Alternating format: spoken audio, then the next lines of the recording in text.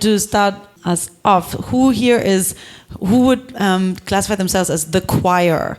So who are we preaching to? The choir. So who is here who's already bought in, who's recruiting their friends and family to sign up to cryonics, who's sponsoring all of the longevity research that's out there? Hands up, who's the choir? Okay, cool. Who are the hardcore skeptics in this room? Are there even any? So do you think it's like pointless, hopeless, unethical? Okay, all right. That's a different type of skeptic, but also interesting. And who here is on the fence? So who here is not quite sure? Is it going to work? If it's going to work, is it ethical? Okay, so good. Yeah, you're also on the fence. You're like on the fence of being on the fence or not. Great, I love it. Okay, so then it makes sense to have the salon, I figure. Yeah, I would like to define the division in a slightly different way. I would think it should be done two-dimensionally. In other words, there's one dimension which is feasibility, one's assessment of the feasibility, and the other dimension is the desirability. That's the simplest way to do it. And so I think what Alison's question really amounted to was a kind of diagonal on that. The choir is people who are totally convinced of both the feasibility and the desirability, and the opposite is people who are neither. But you were saying that you picked out feasibility as the problem that you have. So there's definitely a two-dimensional nature to this. Okay, so who here would love to, but is not sure whether it's working or not? Okay, cool. Well, let's unravel some self-fulfilling prophecies tonight. But wait, actually. So actually the opposite quadrant is the most interesting one. Okay. Who here thinks that it actually is quite feasible, but they really think it would be a bad thing? Well, that's good. So we've only got 3 quadrants left. Great, easy. All right, cool. Let's see what we can do. Okay, so I think I would like for this salon to do 2 things, because to me it was always kind of like super unfathomable how it wasn't everyone's number one priority to ensure that we'd be able to continue to live healthy lives, right? Because everything else, it seems, can be sorted out afterwards. But that was still when I was younger, and I thought that, well, all I have to do for my own survival is survive myself.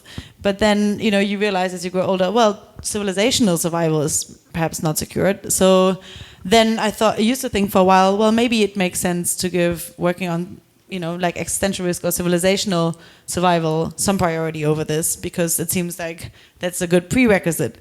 But now I actually do think that the two are really intimately related, right?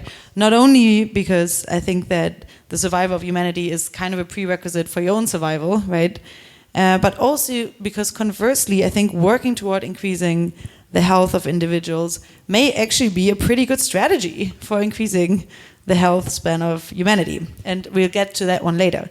So I would love the first part of the salon to be devoted to convincing you personally that increasing your health is worth it for your own benefit. And then the second part, maybe making a more ambitious claim, and let's see if we get there, of convincing you that even if you don't want to fight aging for personal reasons, or if you don't want to increase your own personal health, then it's the right thing to push for if you care about people. And I'm really, really glad to be joined by you, Aubrey, for this salon. And Aubrey is the founder of SENS Research Foundation, and such a pioneer in the fight against aging that you have reached meme status. It's like hilarious to Google your images. And a longtime friend of Foresight. And you once observed a while ago that as biotech increasingly nears the point where aging will no longer be inevitable, the fatalism of being in a pro-age trance has become a core part of the problem, making people reluctant to join the crusade to hasten their technology's arrival. An effective way to address this hesitation is to promote debate about the reasons people give for fearing the defeat of aging, most of which are sociological. Such debate exposes people to the glaring flaws in their own logic. So I'm hoping that you can be that person. So please don't hesitate to step forward tonight. I will just basically kick us off with a few objections that I often come across when I talk to people about health, and then Aubrey will try to rebut those. But please, at any point, if you think that I'm straw-manning the situation and you have better arguments than me and better objections, please speak out, okay? All right. I'd like to start by saying something before Allison starts on the specifics. I think it is actually extremely instructive that there was nobody in that fourth quadrant.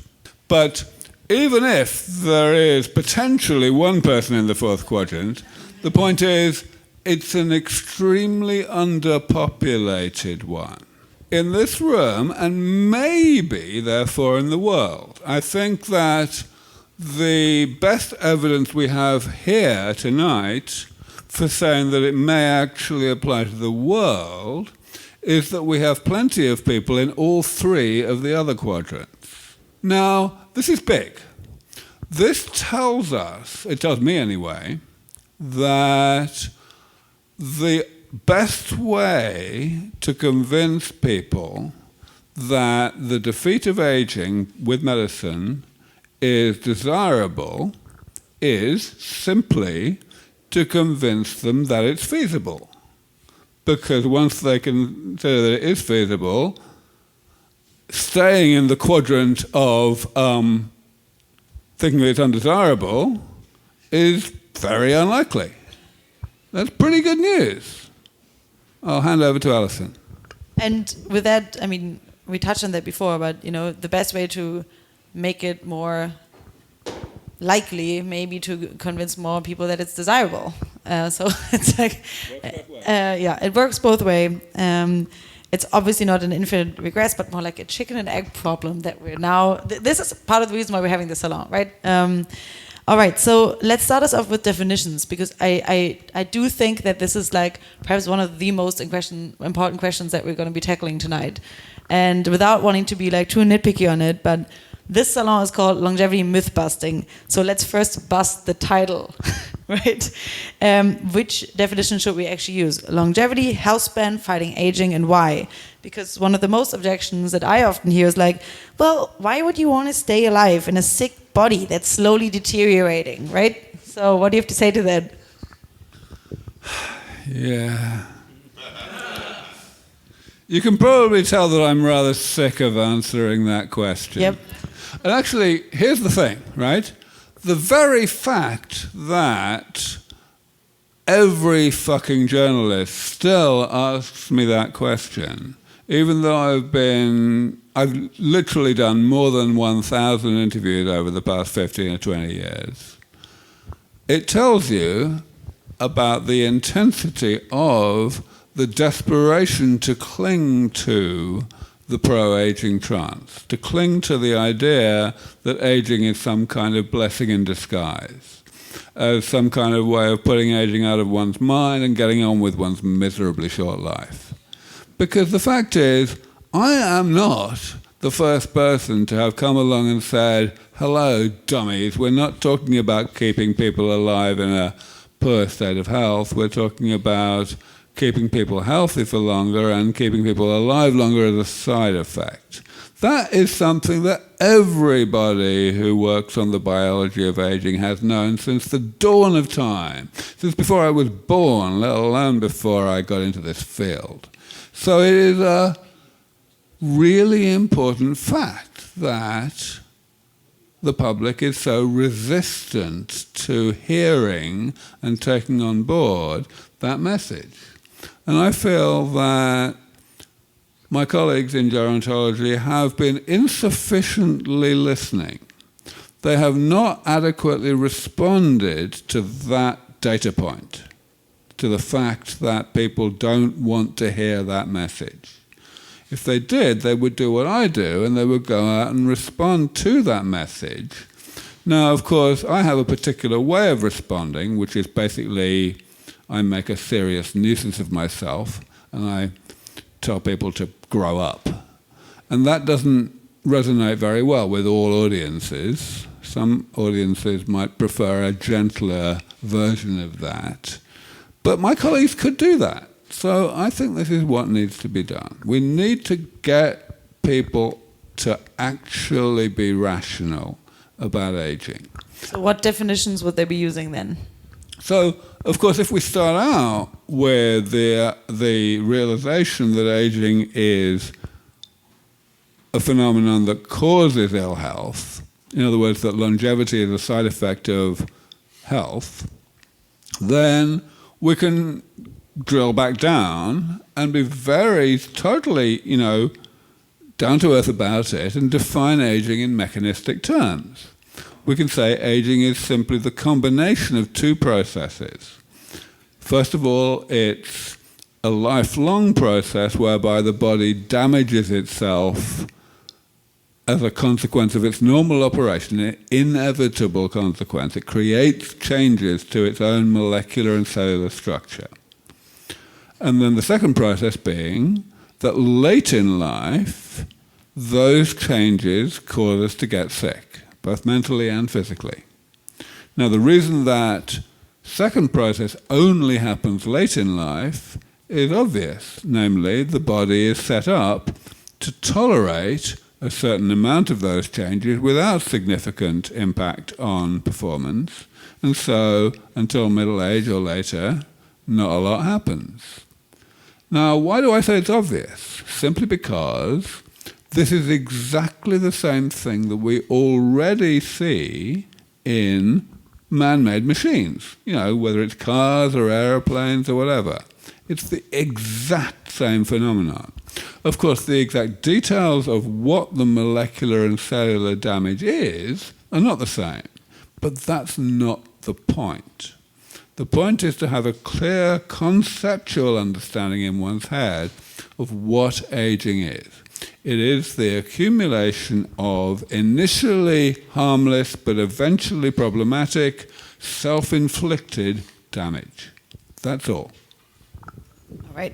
Yeah, I do feel that, in terms of the car metaphor, people tend to think that what longevity researchers are trying to do, or at least they try to make it out as such, is to almost have an old timer, and then as the old timer breaks down, just keep reiterating on the ship of Theseus type of old timer, and to keep it together. But actually, it's really just trying to prevent cars from having to go to the mechanic later on in the first place, right? So I do think that that's a very, very different argument, and it's one that is not often made out that way. Well, I make it every fucking day on camera and stage, but. Oh well, here we go. Yeah, over there. I don't know if this is the right time for this question. There's no wrong time. Keep going. So it sounds like you're very upset that people seem to not get this point, that you're interested in just keeping people healthy for a long time. But I imagine that people's concern is that they see people who live a very long time but have 20 and then 30 years of real low quality health. And so they point to that and you're like, well, this is actually happening, and the first couple treatments are going to extend that to 40 years and 50 years. So they can acknowledge that you say you want 120 years of high quality health, but this is what's actually happening to people living a long time. Is there data about how many people are having that extended lifespan, but of low quality versus just a real long life of high quality? So first I want to say, this was absolutely the right time to ask that question, because it's a really good question, and it's a question that may very well set the scene for a lot of the rest of tonight. So thank you. The answer to your question, the simple answer is that over the past, let's say, 50 years, there has been a significant increase in the longevity of pretty much every every industrialized society. And you're right, there is controversy about whether the extra years have been healthy years or unhealthy years or a bit of both.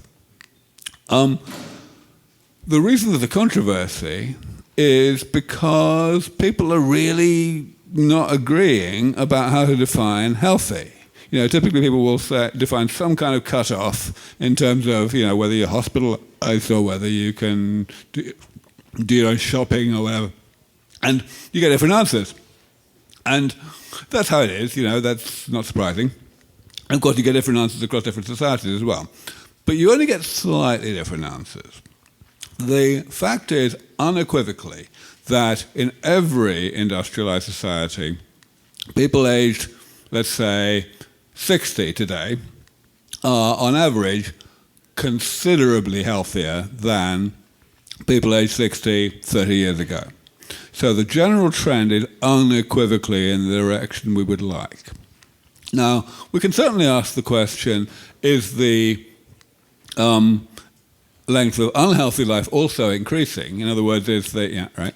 And that's where the real controversy comes. It depends how you measure it. By some measures, it's actually contracting. And some of my colleagues are rather fond of suggesting that the goal is to make it really small, really, really small. I think that's nonsense. I think that if you were to do that, basically you'd be saying to people that, you'd be telling people that what you think they want is to die awfully soon after they cease to be healthy. And that's nonsense. But yeah, I mean, I believe that this is an important thing. We absolutely must understand and communicate that the goal is health, and that yes, even if temporarily we were to increase some aspects of ill health at the end of life, it's still temporary and it doesn't change the logic of the ultimate goal. So would it be correct to say that maybe breaking down what people are concerned about, like bad aging, there'd be about, like, I think 5 different things. Like, one, how much sarcopenia people have, how much muscle loss, how much bad bones, bad joints, and bad organs, also the bad brains. And that it is possible, there's a significant number of people who don't have those 5 things, and then age out.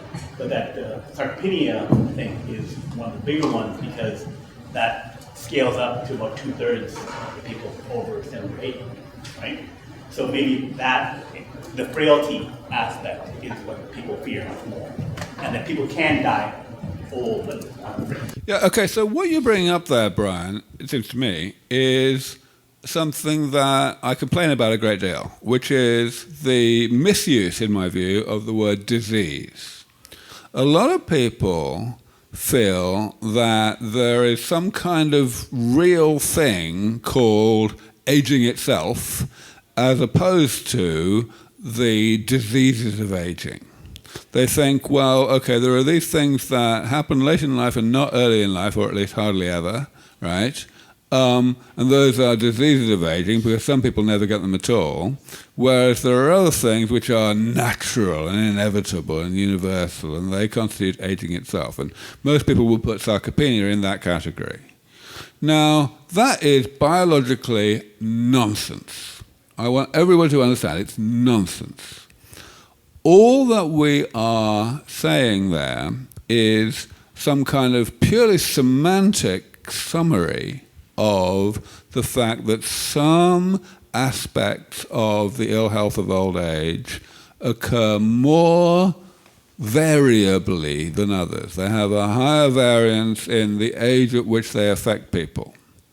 That does not mean that they are qualitatively different from each other. There is no binary distinction between things that we are accustomed to calling aging and things that we are accustomed to calling age-related disease. The reason I bring this up is because it has an enormous impact in how people think about the medical crusade against this.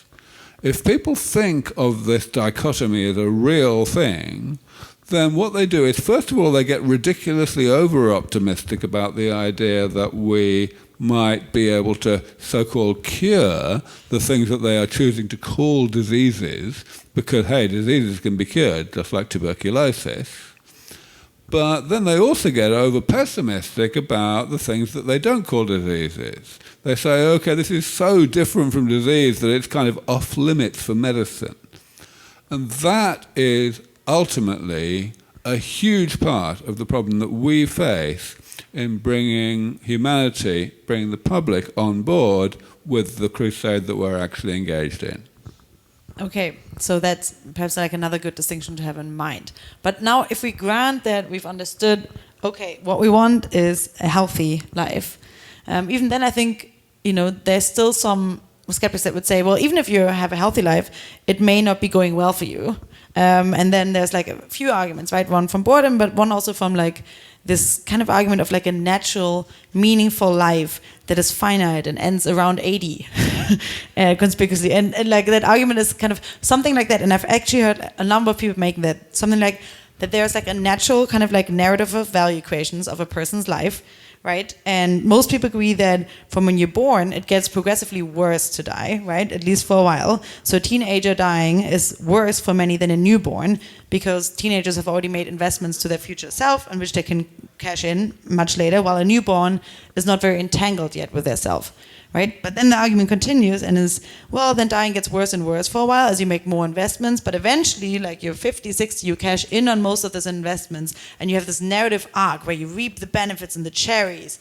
And then, after a while, when you're 70 or 80, it kind of like slowly goes down, and you've had your like perfect story. And if there wasn't an end to it, then there wouldn't be the story. Just wouldn't be a story. The finitude of it gives meaning and this narrative life arc to one's life. What would you say against that? Yeah, the first person I remember giving that argument, at least on stage with me, was a professor at Stanford named Bill Hurlbut, who has the distinction of being someone who, despite being spectacularly misguided, is at least sincere.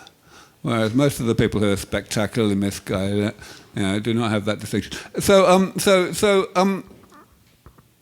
Bill says it in terms of symphonies. He says, well, look, symphonies are about an hour long, and that's the right length for a symphony.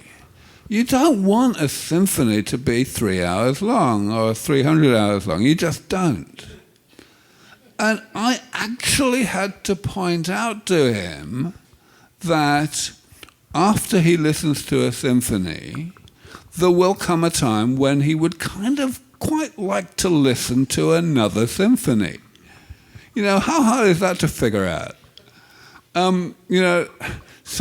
The idea that there is a natural arc to life is the same as that. It's like, yes, there's a natural arc to a life, but what we're talking about is not a life. We're talking about life, which is a sequence of lives. In just the same way that as people have started to live longer on average, we've got more multiple sequences of people being in different relationships over time, people having different careers over time. I mean, it's already completely bleeding obvious that the idea of life itself having some optimum length makes no sense whatsoever.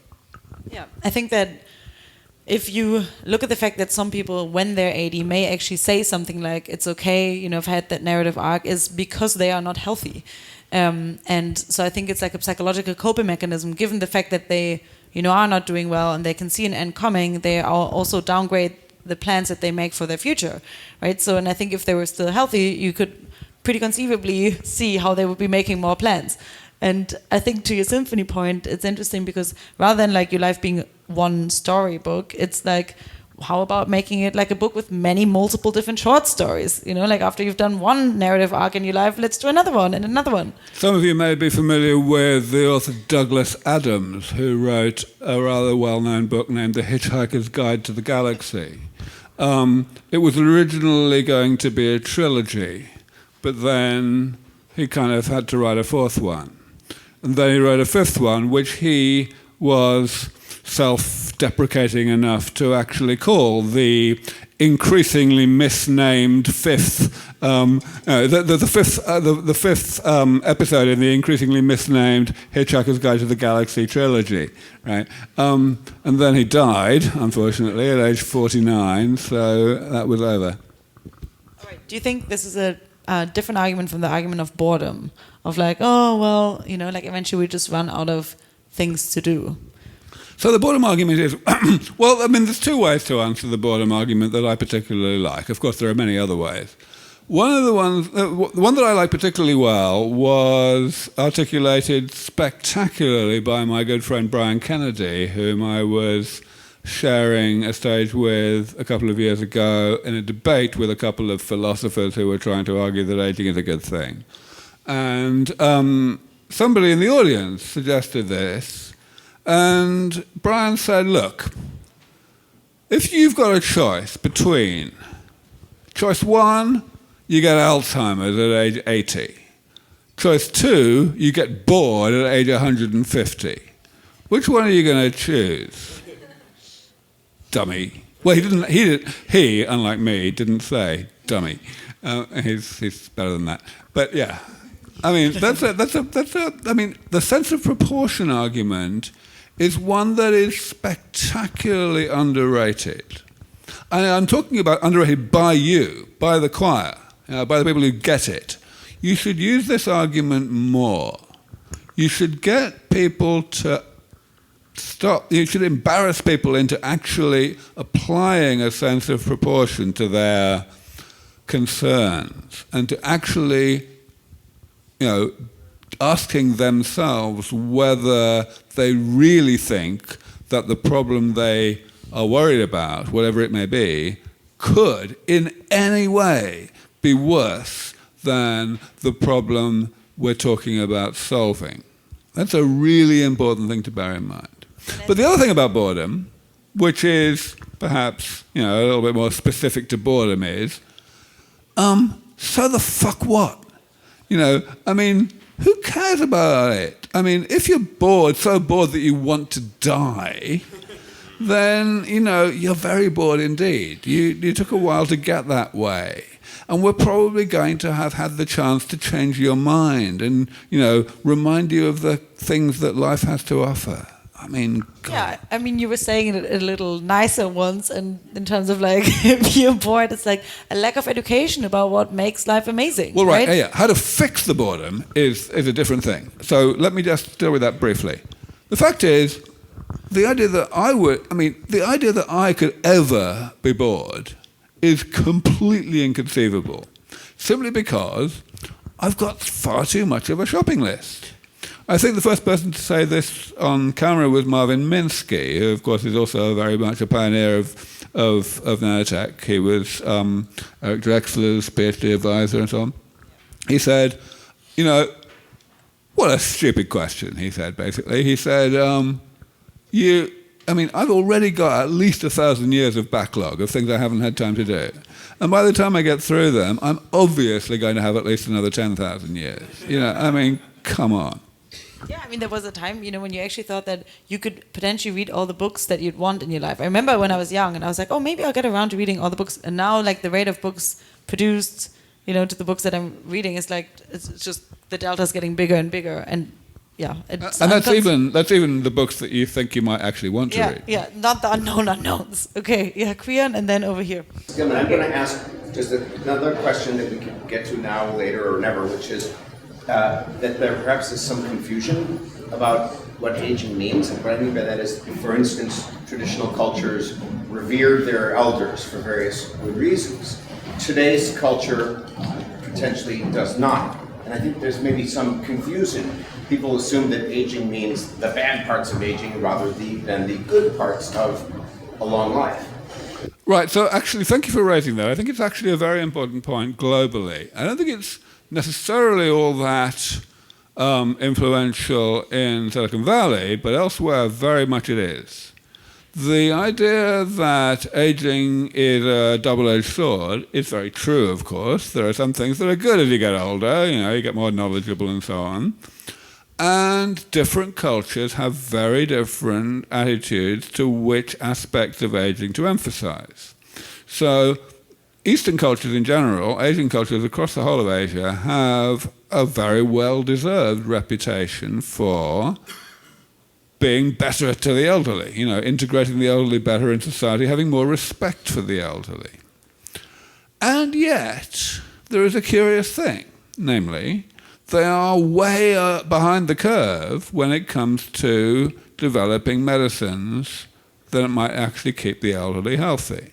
In fact, it's even weirder when we take into account the fact that Asian cultures tend to be more technophilic. They don't tend to have issues around, genetically modified crops and stem cells or whatever. They just get on with it. Now, I became aware of this, over the past several years, not least from the simple fact that I get extraordinarily few speaking invitations from Asia. I'm, constantly on stage in the West, all over, and hardly, I get literally less than 5% of my speaking invitations come from anywhere in Asia. What the fuck? Right. So eventually I realized what the answer is. The answer is simply that the respect that Asian cultures have for the elderly is the wrong kind of respect. It is the type of respect that actually makes it even more difficult for them than it is for us to view aging as a medical problem. They just view it as so ingrained natural that there's no way that we could be thinking in terms of medicine to stop it from happening. That's the wrong way to think in their terms. And breaking that down is proving to be really difficult. However, I will say it's going to happen. They will catch up sooner, and the sooner the better. Things are happening. An extremely strong and prominent and determined member of our community named Brian Kennedy was hired a year or so ago as the head of a new institute in Singapore to work on all of this. He is going to make an enormous difference. Singapore is going to lead the way among Asian countries, and so things will change, but it's really tough right now. Okay, we had a question over there. So I'm 71, and I've never been happier in my entire life. You don't look it. I was just going to interrupt and say, whoa! A couple of years ago, I lost 90 pounds. I'm having so much fun. I'm writing books on neuroscience and dopamine and cortisol and stuff like that. And having, as of a year ago, a blast on Tinder.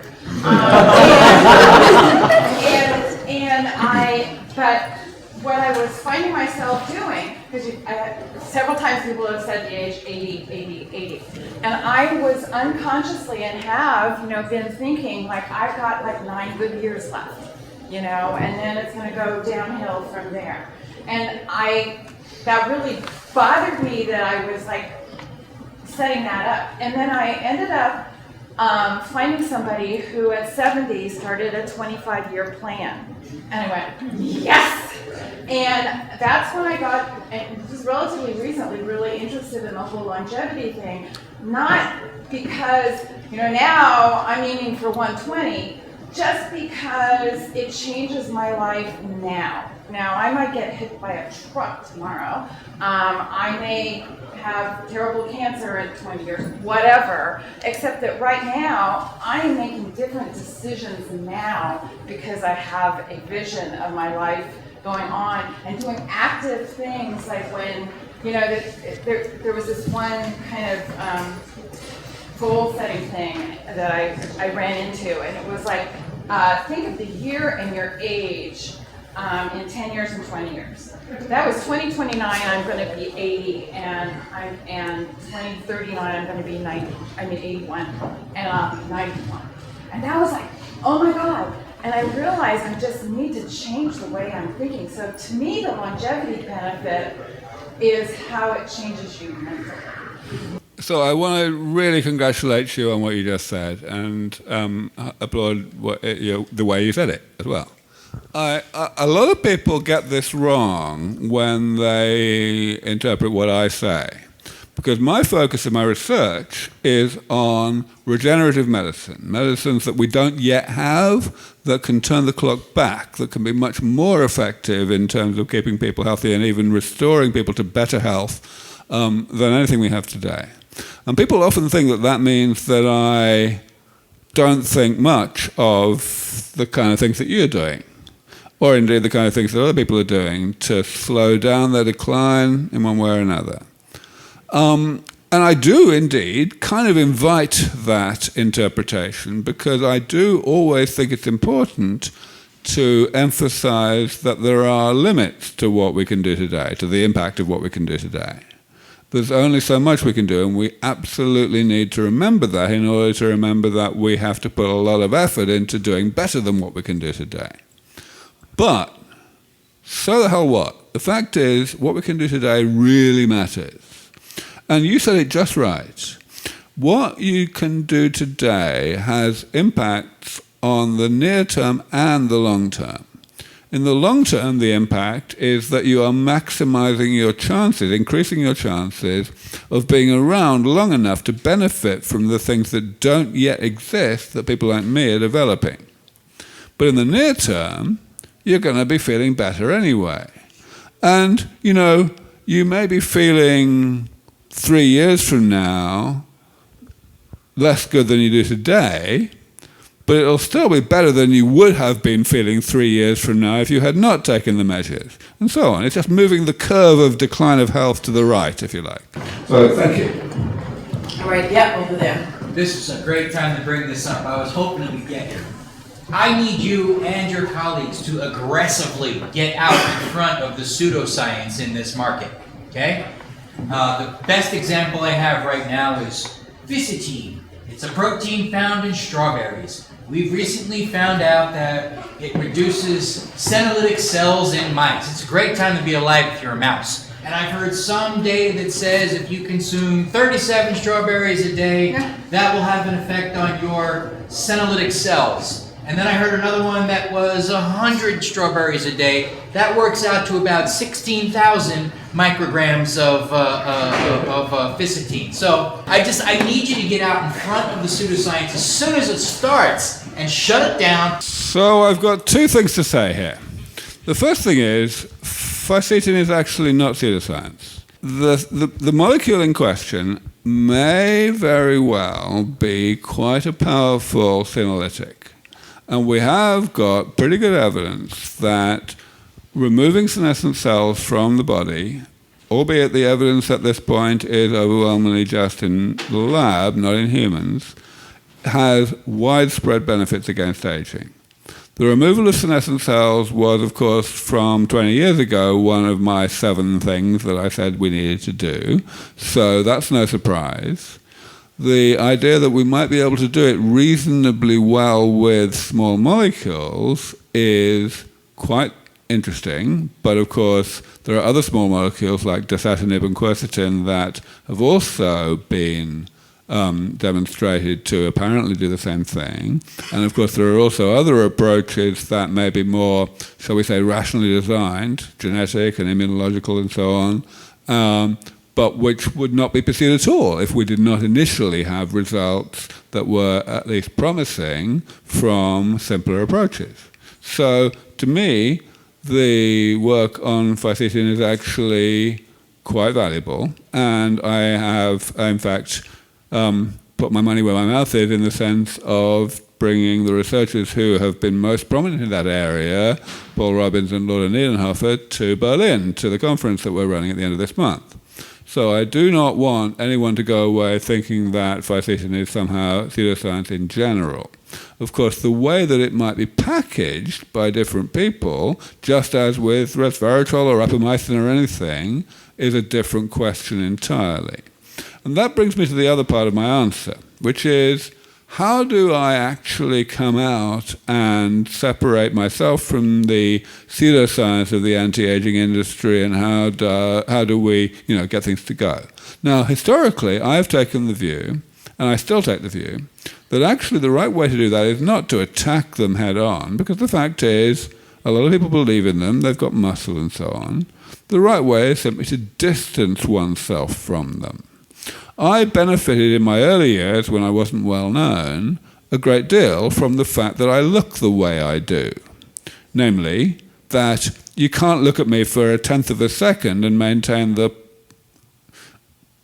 concept that I might be in this for personal financial gain. I am just about as obviously unmaterialistic as they come.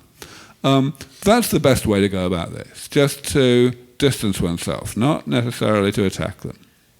It's all looks. Yes, over there. I have a question about the hardcore science. He mentioned pseudoscience, but we currently have tools to genetically modify human beings and, like, usually virus. So we can transduce cells, and this would take care of your senescing cells, like you say, small molecules, but viruses would be way more efficient. How are people going to accept the fact that we are now capable of genetically modifying humans for them to live longer? Everyone in the Bay Area tends to eat organic, but we are eventually going to be GMOs. How is this going to be ethically approved that we use viruses to change humans? Fantastic question. And of course I did, as you say, touch on it earlier, that, Asian cultures are happier about these things generally. But the fact is, you're totally right, this is a big question. Now, at the moment, it's not yet a big question, because at the moment, we just aren't yet good enough at using viral or other techniques to modify the genetic composition of people who are already alive. We're fairly good at it in cell culture, and that's often quite useful, because we can... Indeed. Well, wait, well, I wasn't even necessarily talking about the germline. I'm just, if we take cells out of someone and we modify their immune cells, for example, and we put them back, then... Right, yeah. So ex vivo modification of cells is already, getting there. We can get pretty good at that because, of course, we've got so much more ability to achieve safety by monitoring, by screening the cells before we re-inject them.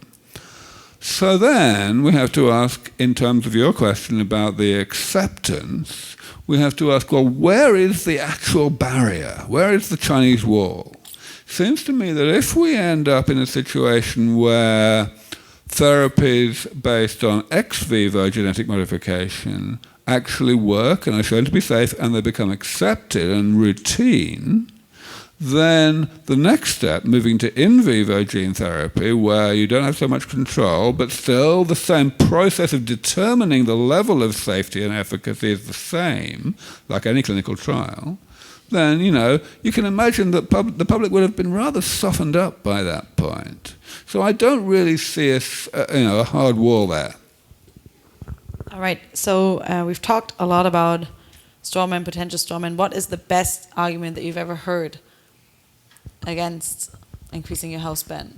Oh, I've obviously never heard any. I mean, fucking hell. What is the least worst argument you've ever heard against increasing your health span? I mean, honestly, it's very hard to tell. Actually, when we were talking about this earlier, I mentioned that way back, literally 20 years ago, when I first started thinking about this, there was one argument that I briefly thought was reasonably cogent. Definitely not persuasive, but good enough to be actually worth an answer. And that was the question of risk aversion. The idea that, when you think you're likely to live an awfully long time, but you might not because anyone can die from causes not related to aging, then you're going to not want to cross the street. Now, initially I thought, people are going to get a little bit cautious and that might slow things down a bit. I didn't think it was a persuasive argument. I thought, well, okay, that's a small price to pay. But quite soon I realized that actually it doesn't even add up, because at the end of the day, if you've got a problem with risk about some particular thing you might want to do, there are two ways to reduce that risk. One is to not do the thing, and the other is to throw technology at the problem so as to make it less risky.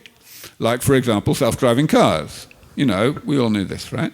So by the time I got to be interviewed on Colbert in, 2008, I even got to the point of being able to be humorous about this. I have the distinction of being one of the very few people, I think the only scientist, who actually succeeded in making Colbert laugh on camera. Because he said, we're not going to want to cross the street, are we? And I said, right, well, it's going to be fine because you're going to be able to get your grandmother to help you across the street because she's still going to be fine. Right? And he liked that. All Right. And then kind of... This person over here is waving his hand so hard. The best argument that I've heard that I thought gave me a bit of pause is someone who said, well, empirically, imagine if everyone who had been born like 200 years ago were still alive today, and if half the population were not in favor of equality for, LGBTQ and black people and whatnot, but were like pro-slavery, and that's half the voting population in a democracy, then think of all the negative consequences. That's a big deal. So the idea of what I simply like to term cognitive ossification, whether it's in terms of political values or whether it's scientific, novelty or whatever, completely correct that it's a big deal. But we have to ask, what is the most obvious way to fix that in that situation, and how easy would that fix be to actually implement? And to me, the only answer is education. I mean, at the end of the day, in fact, more than education, just the fact that people are going to be healthy is going to help. I mean, I often say, what I mean by health is not being healthy for your age, which is this complete contradiction in terms that people are so fond of.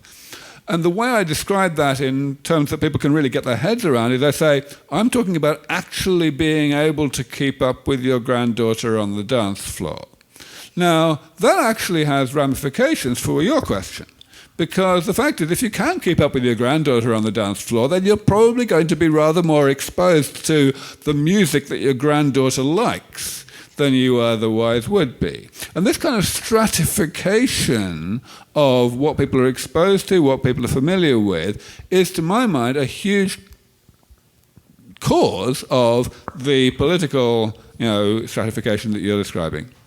Yeah, and I think it also ties in with where you mentioned we have to kind of evaluate what is the worst problem to have. And then one thing I think that you hear often about, what are the future social disparities? What about overpopulation? What about those particular moral, let's say, dichotomies that exist?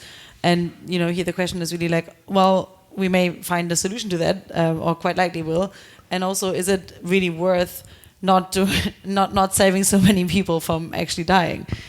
So I think that is usually, I think, a good one that at least convinced me. Yeah, I mean, let me be very general about this. The fact is, effective altruism is still a minority movement. Most people are not very fond of being rational about probabilities. And so we have to work with that. We are not going to educate everybody overnight. We have to work with the fact that people are really fond of worst-case scenarios. And the way that we can do that is by focusing on the fact that even the worst-case scenarios are really not nearly so bad as today's scenario. Yeah, and I think that's a really nice segue into actually shifting gear and talking about why is it not only that you may want to increase your own health for personal reasons, but why may it actually be something that we ought to focus on if we want to do the most good that we can. And I think one thing is the obvious, just the lives that are being saved, clearly. And I think if who here has not read The Fable of the Dragon Tyrant, I would strongly encourage you to read it, but we can talk about numbers in a little bit. So it's only just the sheer number of lives that are being saved. But then Eric Drexler in Engines of Creation, I think, now 30 years ago, had this other really good observation. And he says basically, it's not only the lives that you're saving, but it's also the expectation of living a long life in a better future may well make some political diseases less deadly. Human conflicts are far too deep and strong to be uprooted by any simple change. Yet the prospect of vast wealth tomorrow may at least lessen the urge to fight over crumbs today. The problem of conflict is great, and we need all the help we can get. The prospect of personal deterioration and death has always made thoughts of the future less pleasant. Visions of pollution, poverty, and nuclear annihilation have recently made thoughts of the future almost too gruesome to bear. Yet, with at least the hope of a better future and time to enjoy it, we may look forward more willingly. Looking forward, we will see more. Having a personal stake, we will care more. Greater hope and foresight will benefit both the present and posterity. They will even better our odds of survival. Lengthened lives will mean more people, but without greatly worsening tomorrow's population problem. The expectation of longer lives in a better world will bring real benefits by encouraging people to give more thought to the future. Overall, long life and its anticipation seem good for society, just as shortening lifespans to 30 would be bad. So Yeah, I somewhat depart from Eric on this. I know that Eric's view is actually quite common, quite prevalent in the futurist community, but my take is that actually, if we look at the real world, we see that the overwhelming majority of decisions are made based on timeframes for the future that are already a small proportion of our current longevity. You know, today, I mean, as some of you may not know this, but I am actually from that far-off place called the rest of the world. You know, I'm from England originally, and I've been watching the Brexit debate today, and it was pretty fucking painful, though it did turn out pretty well. But yeah, I mean, the point is, yeah, this is, I mean, the way I often like to say it to audiences who ask me this kind of question, I'll say, look, take yourself back to the first time you had sex and ask yourself, what were you thinking immediately beforehand? Specifically, were you thinking, oh my God, I have to get this person into bed right now because I've only got another 60 years to live? You know, probably not, right? So this is the kind of thing we have to bear in mind. So I'm actually not very persuaded. I don't think Eric's argument is wrong, but I think it's rather weak. right, so the longer lives, more skin in the game for long-termism and like wanting to solve like longer-term projects, you think that's not a good argument. But okay, could you maybe, I think in terms of, you know, classifying aging as, or like classifying the fight against aging or just increasing your health span as a high-impact cause, do you think that makes sense? Yeah, so, I mean, of course, this is the question that effective altruists always ask. Hands up everybody who would describe themselves as an effective altruist. Not all that many. I mean, hands up anyone who even knows what the term means. Okay, not all that many. All right, interesting. Okay, so let me explain. So the effective altruism movement, which has been around for a little while now, to be honest, is one focused on the idea that we need to make rational, properly Bayesian, probabilistic decisions on how we allocate our altruistic efforts, typically focused on philanthropic efforts. Which, you know, I'm all in favor of, that we need to understand that we are doing things that get the most bang for our buck by whatever metrics we choose to use. And, of course, there has been extensive discussion in the effective altruism movement concerning the question of whether money should be spent and whether they should recommend that money should be spent on the anti-aging crusade. In fact, more generally, there's been an enormous debate within that movement concerning whether money should be spent on areas where the impact will be immediate and certain, or at least nearly certain, versus ones where the impact will be in the relatively distant future and will only happen depending on certain things, like, for example, the success of this or that research program. The dichotomy, of course, arises because it is well understood that the potential impact of the longer-term stuff is far greater in terms of saving lives, in terms of quality of life, and all that kind of thing. But this has to be set against the fact that the probability of success is much less certain. You know, if you spend money making sure that more mosquito nets get sent to sub-Saharan Africa or whatever, then you can be pretty damn sure, modulo only things like political instability, that you're going to be making a difference. But the amount of difference, even in the best case that you could make, is much less in the long run than what you could in the best case make for with things like defeating aging. So the debate, of course, arises with regard to the balance between these things. How should we determine the value of spending one's time or money on a particular cause in the face of that spectrum of uncertainty? And many people in the effective altruism movement take the view that actually we should just stick to the certain things. Because the uncertain things, we have no information about to speak of, and the information that we might get from the so-called experts is going to be biased, because the experts are self-selected to be working in that area. And to some extent, that's a solid argument. But of course, then the question is, to what extent?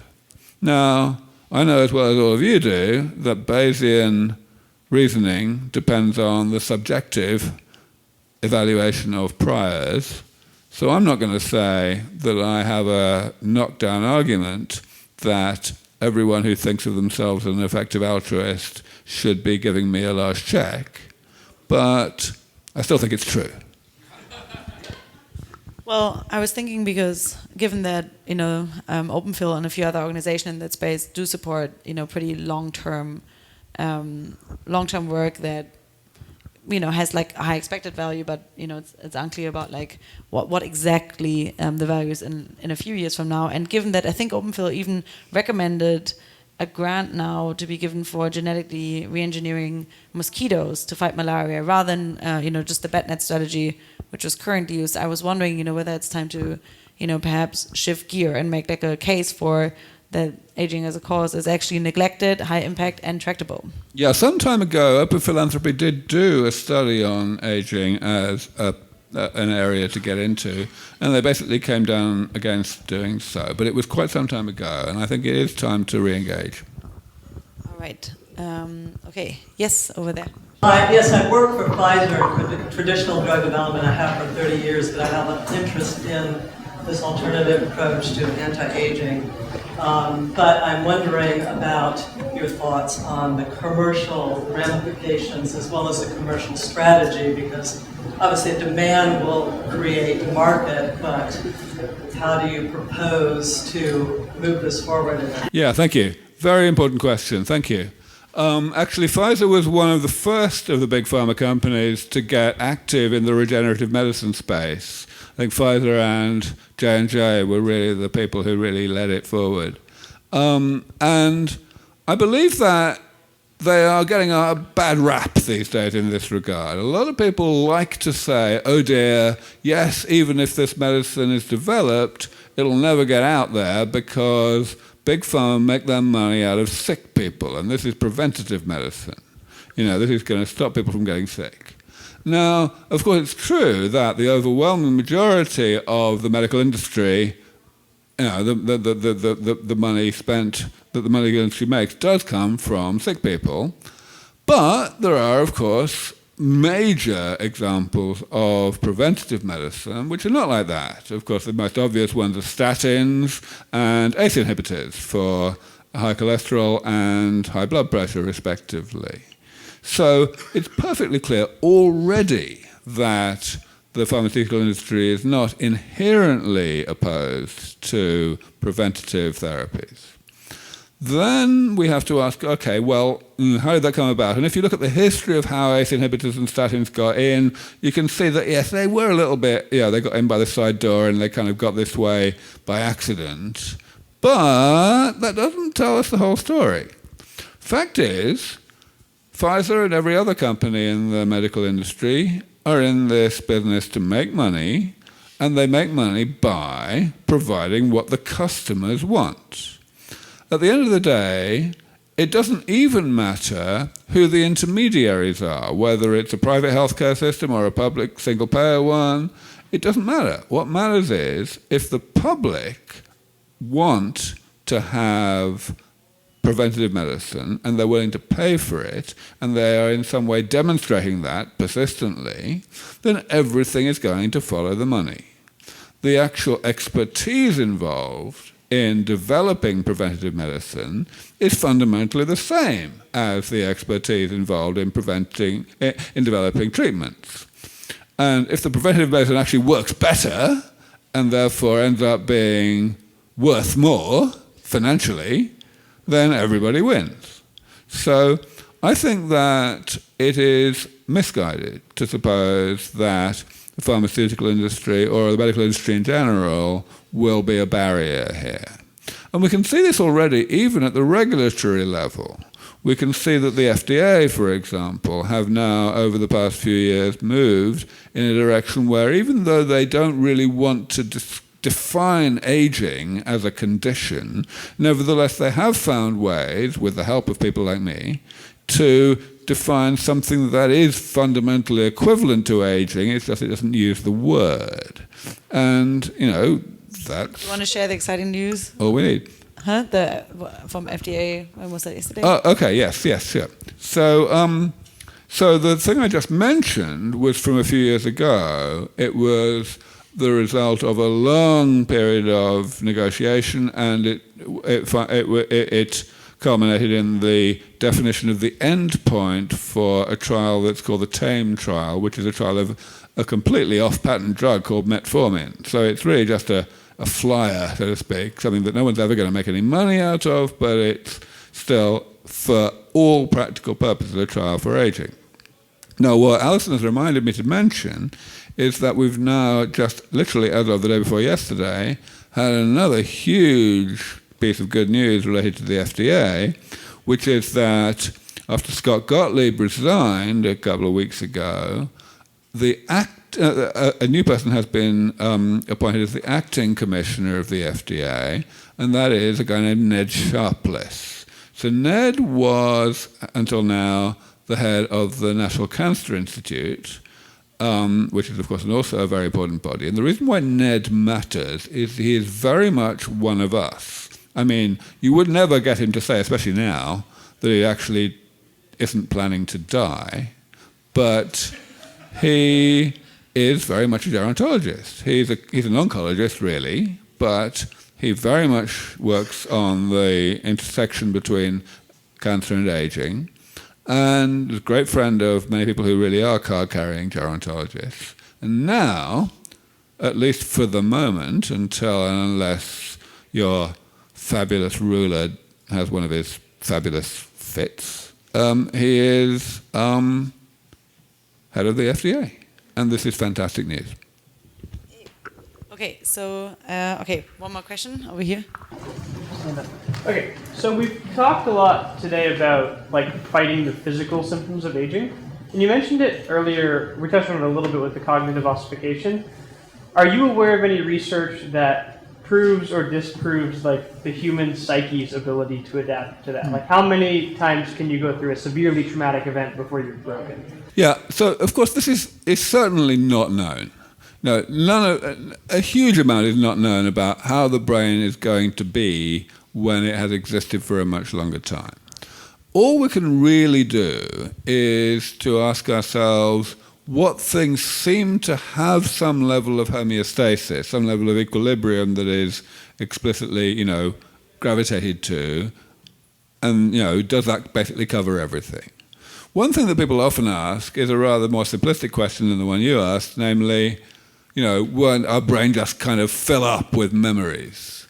And we can definitely answer that question. We can say that even by middle age, people are undoubtedly, forgetting things at more or less the same speed that they're learning things. And we understand why that is, namely that memory is fundamentally holographic, that, it's stored in a distributed manner, so that every time you learn something, you basically, slightly forget a lot of other things. And therefore, this is okay, because, nobody really cares whether they can remember all the names of the people they were at school with. What they care about is remembering the things that matter to them. And, of course, those things are precisely the things that they recall. And since recalling a memory reinforces it, we're all good, right? Now, these other aspects, like the ones that you mentioned, are totally beyond our ability to predict. But that's the kind of problem I'd like to have. Yeah, and I think it ties in with making governments anticipate anticipation, what you mentioned. So, because you were kind of insinuating that, oh man, it may just all be too much to handle for us. And I think you made this good argument of if you're talking to corporations and the government, you should really urge them to anticipate the anticipation that will happen once it gets closer. Yeah, so actually, I think you're remembering a conversation we had at your place rather than on stage. So some people may not know what I mean by anticipating anticipation, because that's actually the first time you mentioned it. So what I mean is that we're going to have a point where these therapies come along. We don't know how soon it's going to be. We really badly don't know. There's a huge amount of variance in my estimates of how soon these therapies are going to arrive and really reach a decisive level of efficacy. But we sure as hell know that when they do, we're going to have to do things differently in many ways in society, because, we're going to have many more options.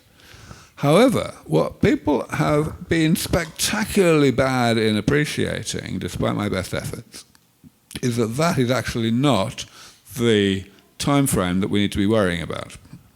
The time frame we need to be worrying about is probably less than 5 years from now. That is the time frame during which I absolutely do not think we have any chance of developing therapies that are comprehensive enough to give people significantly longer lives. But it is a time frame in which I think we have a very strong chance of making advances in the laboratory, specifically in mice, that are quite dramatic. Dramatic enough, in particular, to persuade experts that it's only a matter of time before we do this for humans. Now, what I mean by experts is people in the gerontology community who are senior and, well-informed and willing to go on camera every so often. Now, I am one of those people, and I already say these things, and I've been saying them for a while, but I'm only one of these people. The thing is, how many others are there? If you think about it, not many. Less than a dozen. And we're all good friends. We all know what each other actually think. So I can tell you with very high confidence how much of an advance in the laboratory is going to be needed in order for those people to come to the conclusion that it no longer benefits them to continue to be pessimistic. They will switch suddenly to a position that essentially corresponds to, sorry about this, but Aubrey De Grey was actually right all along. They won't say it in precisely those words. Right? But the point is, the following day, it's going to change everything. People are going to say, well, we should speed it up, really. Oprah Winfrey's going to be out there demanding a manifesto commitment to a war on aging. But more importantly than that, people are going to change their expectations, their anticipation, as Allison put it. They're going to realize that the thing they thought the previous day about how long they are likely to live is way wrong. They're going to go from thinking they're going to live maybe 5 years longer than their parents did to thinking they're going to live indefinitely, because these therapies are probably going to arrive in time for them, even though they haven't arrived yet.